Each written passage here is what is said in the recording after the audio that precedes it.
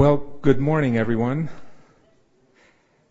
My name's Harry Senekjian, and I'm the president of the Ogden Surgical Medical Society. And my claim to fame is that I can't say no. I was asked to do this about a year and a half ago, and my wife accuses me of not having no in my vocabulary. So I agreed to do this, and we've put this conference together over the last year and one half for you folks. It is obviously a CME conference, so that you will get full CME credit for all the sessions that you attend. Please fill out the forms at the end, and there'll actually be a short discussion about the CME credits and how to obtain them, but please make sure you do that. A couple of announcements before we start. The usual: turn off your cell phones, beepers, electronic devices, please. The other is that during question and answer sessions, there'll be 2 microphones on the 2 sides of the hall, so that if you have a question for a speaker, either walk up to the microphone or raise your hand and someone will bring you the microphone. We are recording the sessions so that these will be available in the future. A couple of other announcements. There'll be a book signing at 1 o'clock by Dr. Grayboys, who is speaking this morning. He will be signing his book, Life in the Balance, a Physician's Memoir of Life, Love, and Loss with Parkinson's Disease and Dementia. He's a physician with those medical problems, and he'll be speaking with his personal experience and signing his books. There'll be a raffle Friday, and the winner will get either a Uinta Golf certificate for $250 from Utah Imaging, or a round for golf for 2 at the Ogden Country Club, or some sports accessories from Costco. In your packet, there's a vendor exhibit page, and if you have each vendor sign it as you go around during the breaks, that'll enter you into the drawing. On Friday afternoon, there are a couple of skills labs, and there are still spaces available there. In terms of the social activities, tonight is family night at the McKay-Dee Dinosaur, sponsored by the McKay-Dee Hospital at the Dinosaur Park. It's a family night, and Bill Fenimore, who is a local bird expert, will be doing a presentation as well. Even if it's raining, there are tents, so feel free to come, even if the rain doesn't go away.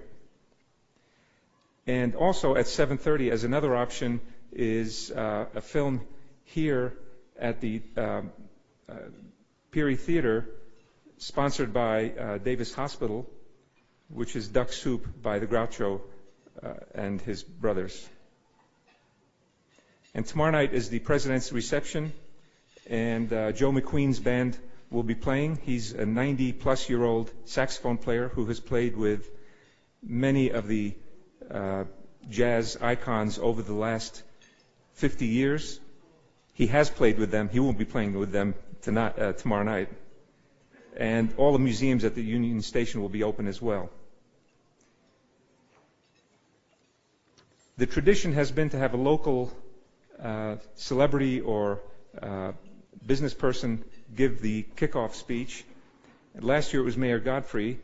This year we have Mark Taylor speaking. He is Vice President of Finance and Operations at Amer Sports Winter and Outdoor Company here in Ogden. As you know, Ogden is trying to become an outdoor recreation capital or destination, and Amer is one of the companies that has set up here in Ogden, and Mark is the Vice President for Finance. He's worked for the company for the last 8 years, and he's been in Ogden for 3 years, and he is going to welcome you to the conference. Mark?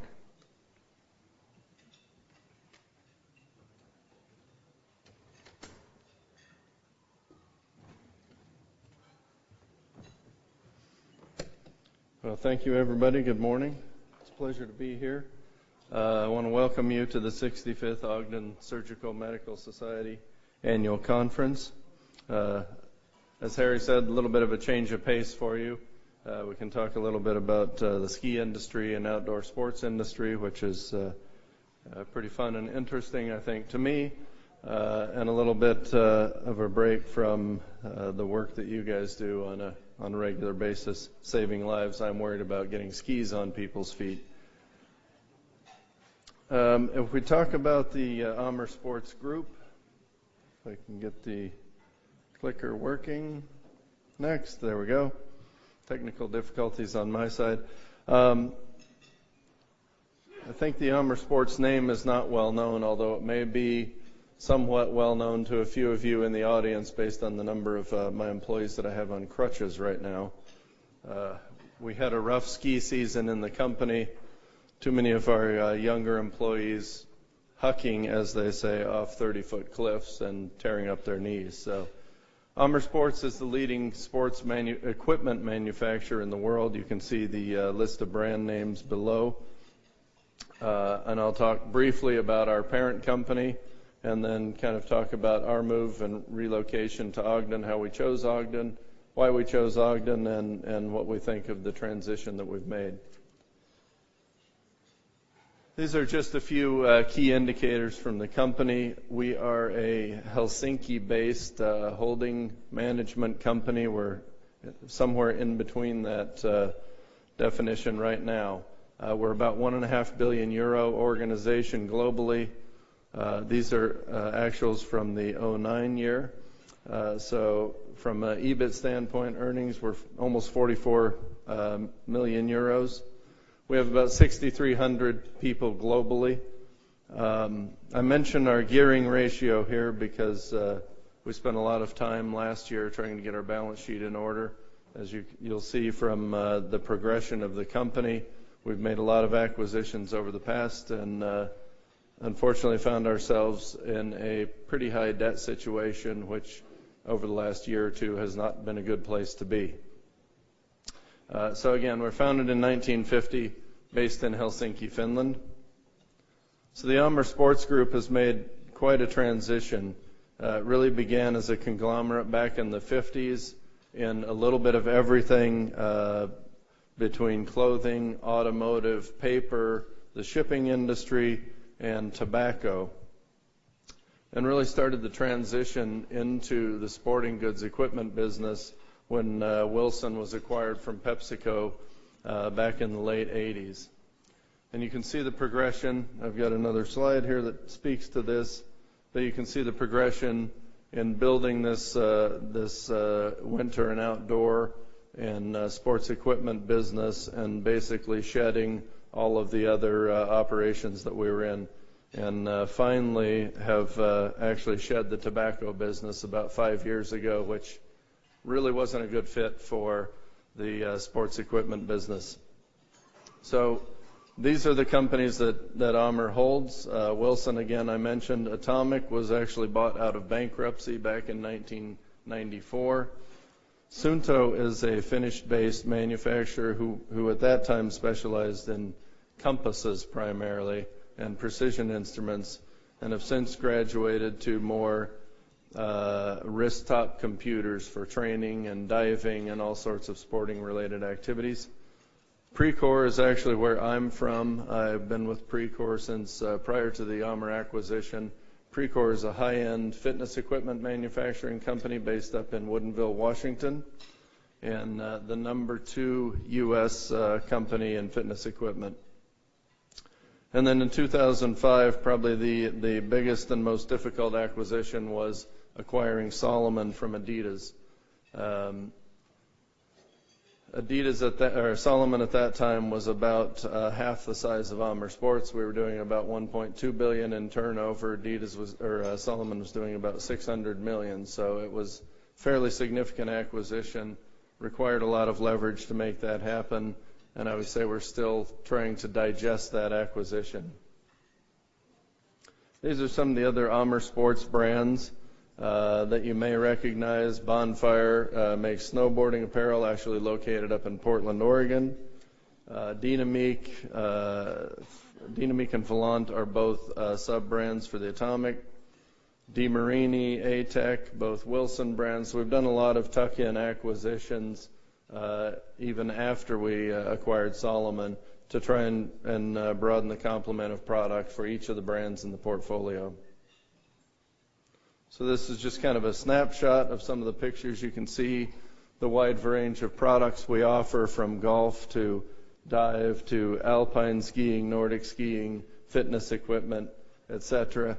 And we're doing a fair amount now of branching out into the apparel and footwear business, primarily on the Salomon side, Salomon and Arc'teryx brands. This is kind of the global landscape for Amer Sports. You can see we're reasonably well represented, obviously heavily represented in Europe, but we have our own operations in about 30 countries around the world and distributors beyond that. We operate in probably, the number changes constantly, but about 24,000 different retailers around the world between all of our brands. So how did we end up in Ogden, Utah? And I'll kind of walk you through the process on what we did and how we made our decisions to bring the company here. So at the time, prior to 2006, we were actually operating in the U.S. very differently than we did around the world. And we had a separate sales and distribution offices for all of our brands. And mainly the focus here was Atomic, Salomon, and Suunto in the U.S., and trying to combine these brands into what Amer would refer to as the matrix, where we have people like me who are the Amer folks that are trying to run the distribution and operations for the brands.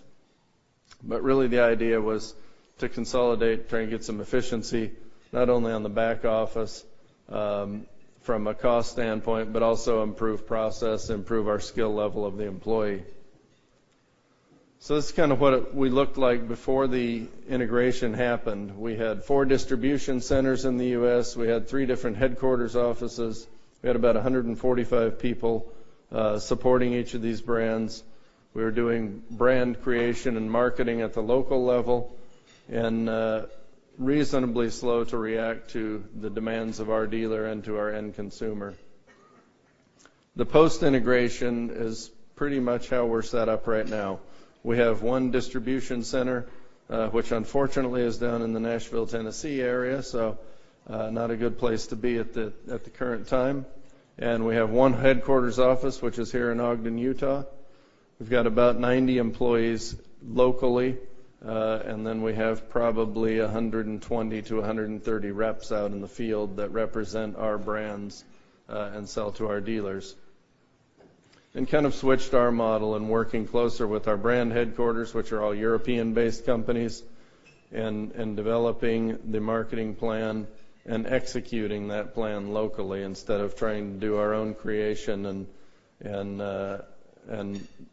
work again, more or less against the brands and what they're doing in Europe and trying to build the brand image. In the meantime, we've significantly reduced our operating expense. I've got a quick slide on that. And then really the goal was to be more lean and responsive to the needs of our dealers. So this is kind of the process that we went through in evaluating where we were going to locate the company. And we really had 3 states in mind that we looked at.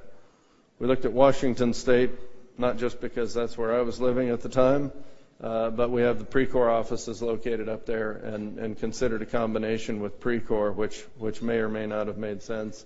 After studying that, there's very little synergy to gain from working with Precor. They had their own issues. They were growing at about 15% clip a year, and barely able to keep operations running themselves. We looked at Oregon, which is where Salomon was based at the time, and Salomon is our biggest brand here in Ogden, and considered that it made some sense to try and stay and keep that business stabilized and move the smaller brands to the bigger company. And then Utah, of course. So we really looked at some data from a lot of the business publications. You can see the areas I've highlighted here, where Utah, 4 out of the 6 categories, leads between each of those states. We went beyond that and looked at where in those states we would be interested in locating. And And we tried to look at it not only from a business standpoint, but also for our employees, and what would be the best location for the employees. You can look at the stats here. Again, these are a few years old, and I'm sure housing prices have changed quite a bit over that time. But from a median home price, very affordable for our employees to bring down. We have a fairly young workforce. If you look at the demographics of our workforce, I'm one of the old guys there. Crime index, commute, cost of living, and these are the sort of things that we were looking at. And in fact, Mike Dowse, who's our president, and myself, we're both familiar with the Ogden area. I'd been here a few times in the past, and we're very interested in seeing what Ogden had to offer, knowing what was happening and kind of the transformation to this outdoor mecca. Won't spend a lot of time on this. Being a finance guy, I love numbers, but I won't go into a lot of detail. But graphically, you can see these are the components we looked at. What were the short-term impact and costs related to moving the companies? And then from a long-term standpoint, from the cost of a facility to lease to the workforce and median wages we were paying, Ogden was a clear leader in this category. And kind of how this process worked is we spent a fair amount of time with each of the representatives. So from Portland, we worked with the Portland Economic Development Council. Never really got that far in Washington. We kind of wrote Washington off the list pretty quickly. But the state of Utah was, I will say, very interested in having Amer Sports located here. We spent hours and hours working with EDC Utah, with GOED, which is the Governor's Office of Economic Development, and then a lot of time with Ogden City, with Mayor Godfrey and John Patterson in pitching us on moving the company to Ogden. I remember our first visit up here was myself and Mike Dowse, our president. We spent about 4 hours with Mayor Godfrey in his office getting the hard sell. And then I guess it's a funny story now for me, but he took us out to the Ogden-Hinckley Airport and wanted to give us a tour of what the potential gondola path would look like up to Snow Basin. So we walk out of the airport, and I see this, what appears to be a helicopter sitting there waiting for us. To me, it looks more like a Volkswagen Beetle with a propeller on top of it, with no doors, mind you. So Mike and I pile in this thing, and I get in the front seat of this and look across, and I'm pretty sure this must be a friend of my 15-year-old son's that's going to fly us on this helicopter.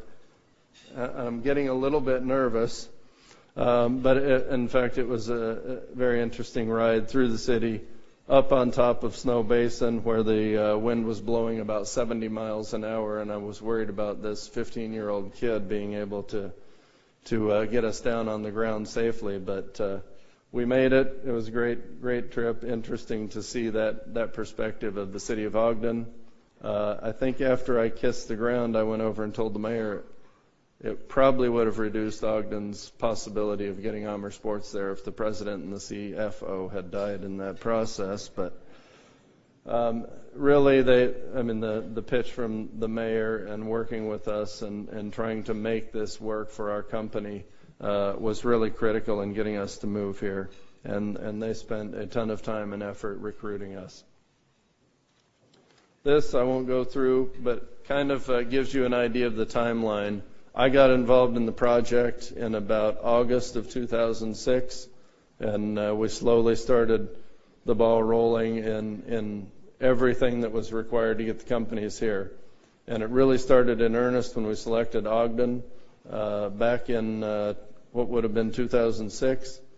And by August of 2007, we were moved into our headquarters building over in the American Can facility and up and 75% functional, I will say. So just to kind of give you an idea of what the integration did for us, we moved about 20 to 25 people from the 3 different companies out of the 145 we employed at those. So we ended up hiring and training about 70 new team members here in Ogden, all local hires that we made.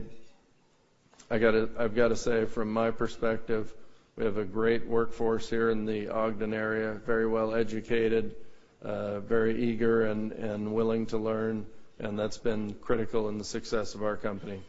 We moved the 3 brand organizations from Carlsbad, California, from Portland, Oregon, and from Amherst, New Hampshire. Picked those up and moved them here to Ogden. Did a lot of restructuring in the few different organizations. Centralized all the back office functions, which is all the areas of my responsibility and where all the savings were expected. I think we made pretty good progress on meeting those goals. And then consolidated all of our warehouses. So we took the 4 that we were operating in down to 1 and are functional there. I think the most significant thing is we improved EBIT. We were in a fairly significant loss position in 2006. I can tell you we were profitable in 2008, barely, and had significant profitability last year. Oops, wrong button. So why Ogden? This is usually what we call the 3M speech. We don't have it labeled that way, but the mountains, the mayor, and the money. And of course you can see when you look out the window, the world-class skiing we've got, the trail running, which all of these things tie in exactly with what we do, the cost structure I talked about, and then the support of the local and state government. These are just a few shots of the building when we first went into it. This had been vacant for about 30 years, I believe, and somebody had better vision than I did, because I didn't see this happening in the time frame that we were looking at. It was about a 6-month project to completely restore and complete the build out. That's what it looks like now inside. If you've never been inside our facility, it just turned out fantastic and a great facility to bring people. In addition, I talked about some of the incentives we got. We've got our name on the Solomon Center, which is the High Adventure Recreation Center, 10-year naming rights. Again, really fits in well with what we do. We've got Precor in there in the Gold's Gym from a fitness center standpoint, and it's a great facility, and we're quite proud to have our name on it. The other thing is, last year in 2008, we were voted in the top 30 of Outside Magazine's best places to work. We just got the results about a week ago. We are number 5 this year, so we're very proud of what we've done there. And I think this survey is done by our employees, and I think it speaks to how they feel about how the company's running. This is just kind of a quick list of some of the things we do. Again, we got a lot of support from the community, and we've tried to spend a lot of time helping out. We volunteer in different organizations. I'm on the Ogden Trails Network Committee, the 25th Street Advisory Board. We had a cleanup day last week where we paid our employees to go out for half a day and work on trails cleanup, etc. So from my perspective, and just kind of in closing, our move here has been fantastic. It was a little bit of a tough sell. Not too many people in Helsinki, Finland know where Ogden, Utah is.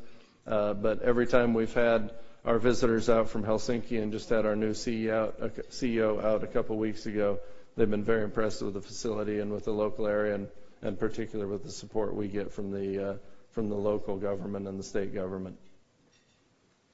That was it.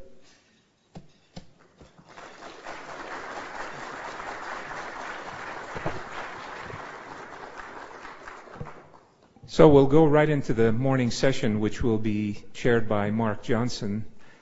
Just as an announcement before he does that, there are no physicians in the Utah legislature right now, but one of ours is running for the legislature, Peter Clemens. And if Peter would stand up, he is going to be running.